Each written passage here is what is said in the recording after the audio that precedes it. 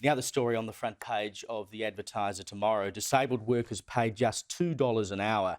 A South Australian company pays some of its employees with a disability less than $2.50 an hour, a tiny fraction of the national minimum wage. A royal commission into the exploitation of people with a disability has heard. Employees of Bedford Group, one of the state's largest employers of people with a disability, are paid far less than people without a disability for similar tasks, with the entry-level wage of just $2.37 an hour rising to a maximum of $23.85. Seriously, I mean, $2 an hour, that's a bit rough, isn't it? We should be treating disabled people much better. Correct. And I can see that in order to get disabled people into the workforce and help them into the workforce, you may need to offer some sort of a wage premium, but wage discount. But $2 is I would say exploitation. Yeah. It's pretty pathetic.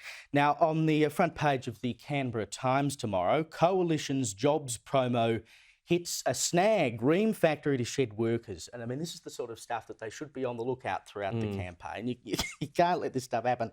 But the factory which Scott Morrison toured to spruik the Coalition's job creation agenda is poised to shed workers as part of a restructure which will see more products made overseas.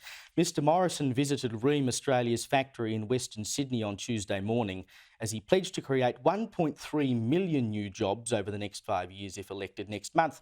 But while Mr Morrison used the hot water heater manufacturer to promote his government's record on job creation, a cloud hangs over the more than 500-strong workforce at the Rydalmere site. And these jobs, 500 jobs, they apparently might send over to Vietnam. Yeah. I mean, what's going on? Well, what's going on is that it's hard to run a business in Australia. It is hard to employ people in Australia. This is happening all too often. And what Scott Morrison hasn't told us is what he's going to do to bring energy costs down for manufacturers, how he's going to address red tape, which costs over $200 billion a year in lost prosperity, what he's going to do in terms of our over-regulated industrial relations system. You can't just pluck a figure out of thin air and say, 1.3 million new jobs, no worries. He has to make it easier for businesses to operate, and that's what neither side of politics is telling us and hasn't discussed for a very long time. Well, that's it. I mean, you can talk about, as you say, 1.3 million jobs, but where do they come from? Who's actually creating those jobs? And more to the point, the unemployment rate is 4%. It's very, very low. Where are they going to find 1.3 million extra people from if our unemployment rate is so low? You'll have to be sending 5-year-olds off to work or something, presumably. Like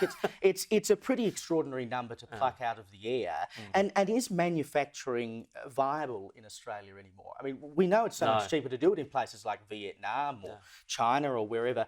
Where did the jobs come from? Who's going to start manufacturing again in Australia? And why would anybody, for example, open a small business in Australia after we've done through the past 2 years of lockdowns? Why would people open any business when the economy...